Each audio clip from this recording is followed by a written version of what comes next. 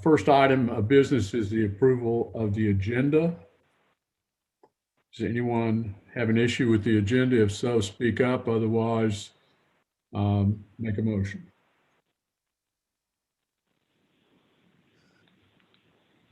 Motion to approve.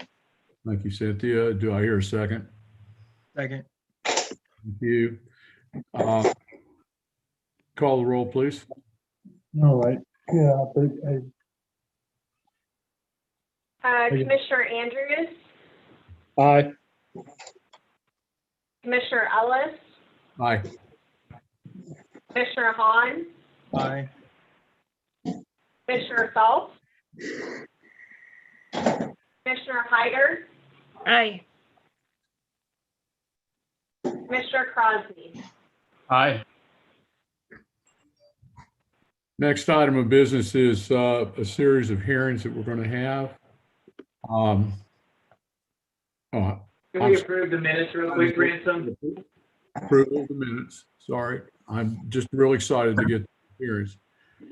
Has everybody had an opportunity to look at the minutes from the, I believe it was the January 11th, 2021 meeting?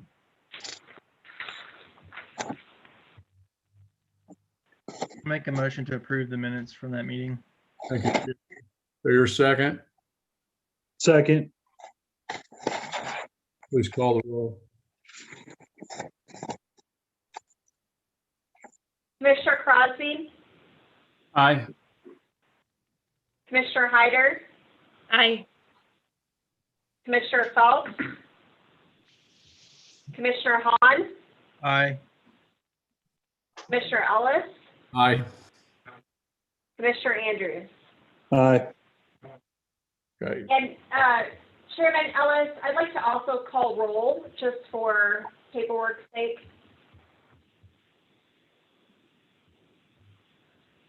What were you wanting? Call roll. Oh, that would be fine. Commissioner Andrews, Here. Commissioner Ellis, Here? Commissioner Hahn, Here. Commissioner Phelps, Commissioner Hyder, Here. and Commissioner Crosby. Here. Thank you. Okay. Thanks. Now, the much awaited meeting procedures. We're going to have 4 hearings. One of those is a rezone and the other ones have to do with ordinances. So all of these, what I'm about to read, will apply to all 3 hearings. The Planning and Zoning Commission holds public hearings as required by law and provides recommendations to the City Council on matters relating to land use, planning, zoning, and subdivision of land. Any person who has an interest in the subject matter of a hearing will have the opportunity to provide testimony and present evidence to the commission during the public hearing. Speakers are required to conduct themselves in an orderly and respectful manner. Disruptive behavior, including applause, yelling, speaking out of turn, or other inappropriate behaviors will not be tolerated. Additionally, the following rules apply. Speakers are limited to 5 minutes unless I provide or give additional time. Speakers must begin by stating their name and address, and speakers should speak clearly into their system so that we can get it. If we can't get it, you're not being heard. Somebody's going to tell you. The chairman will announce the subject of the hearing, followed by a report from staff. The chairman will then open the public hearing to the applicant, followed by those in favor of the application and those opposed to the application. The chairman will close and the commission will then discuss among themselves publicly the issues before us and make a decision.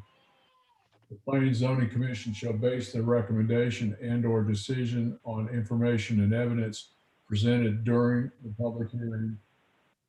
This decision, if required by the application, will be forwarded in writing to the city council for further consideration. I'll call the first public hearing. It's rezone, REZN 21-003. Public hearing and possible vote to recommend the approval of an application to change the zoning classification of approximately 8.44 acres located at the southeast corner of State Highway MM and West Farm Road 148 from agricultural AG and general commercial C3 to general commercial C2. Is the applicant here? Let's go with the report from staff. Thank you, Chairman. E Squared Storage LLC has applied to change the zoning classification of approximately 8.44 acres of property located at the southeast corner of State Highway MM and West Farm Road 148 from a mixture of agricultural and general commercial C3 to general commercial C2. The applicant has expressed their intent to develop a self-storage facility on the property.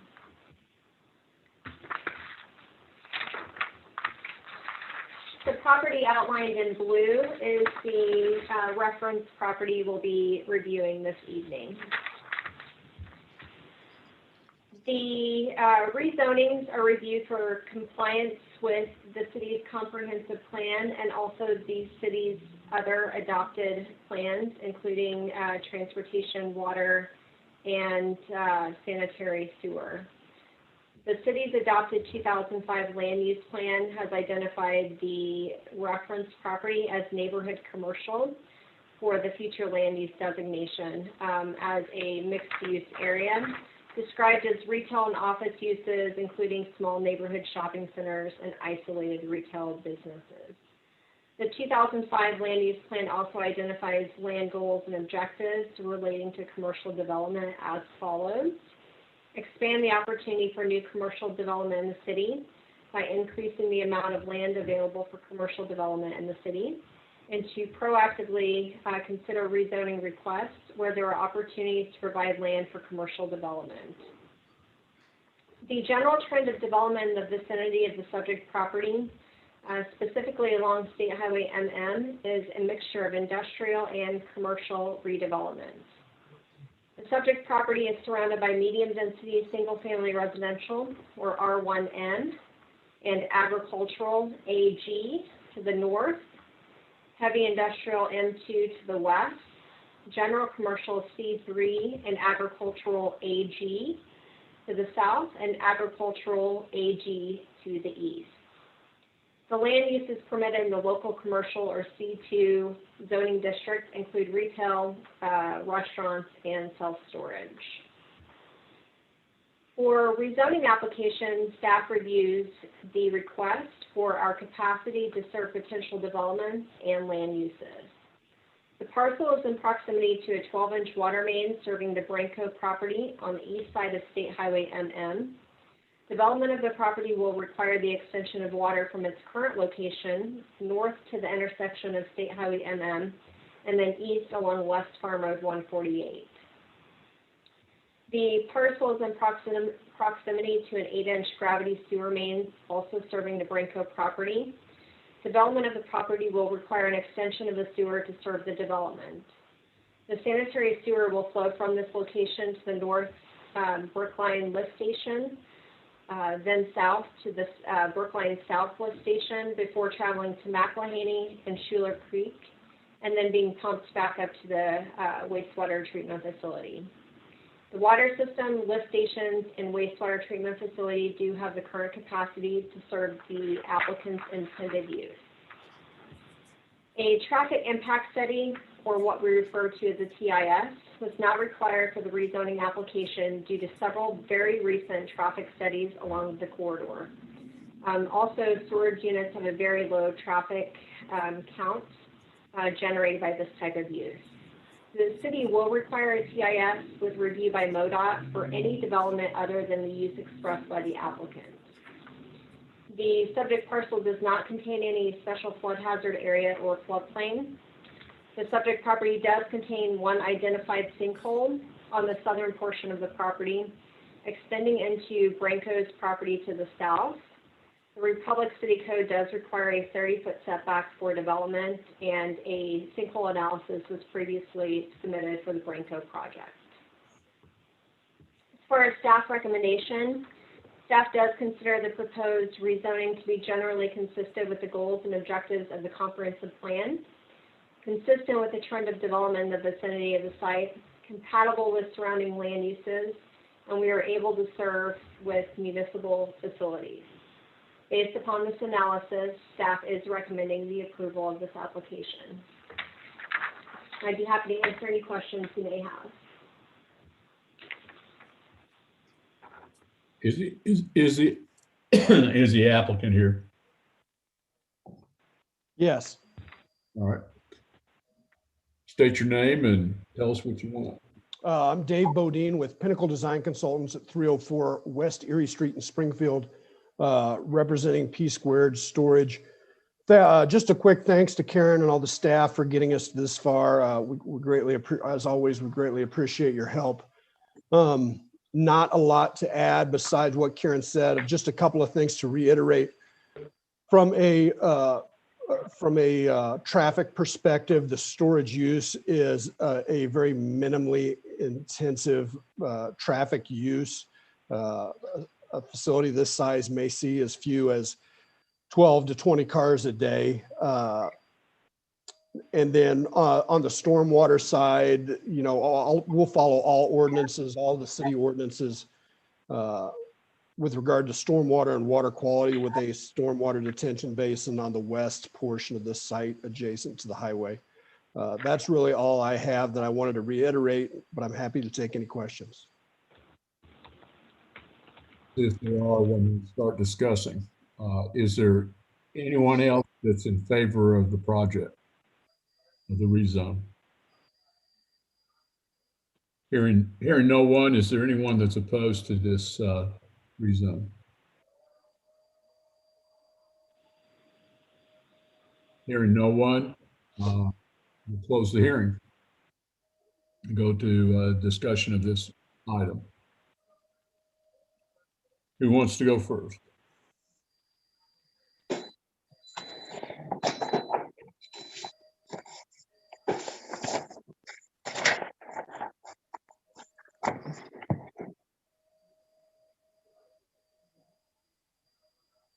Pretty straightforward. The only issue I see is the R1 abutment that's looks like it's across the road from on one corner. Is that just one house? Correct. I'm sorry. Yes, that's just one house. Yes. What if any shelter, what do you call it? Anything we're going to require for them to put up to be between that, or does the road serve as that? I'm sorry, can you repeat the first part of the question? Neither of them were very good questions, I'll admit to you. The concern we always have with abutting different, especially with R1M or R1, is that there is some sort of I lost the word. There's something that keeps a difference between the properties. Like an easement? Buffer yard. You mean like buffer yards or landscaping requirements? Trees or a fence or something like that. So in this instance, because the road actually separates the proposed use from the residential district, there are not any buffering or landscaping requirements along the road to shield it from the adjacent residential use. Exactly as I thought. That's Okay. an old schoolhouse. I'm sorry? That is an old schoolhouse. Oh, it is? Yes. We weren't aware. Is it abandoned? Or being used or something? Gary? I don't know if anybody's in it now. At one time, it was a rental.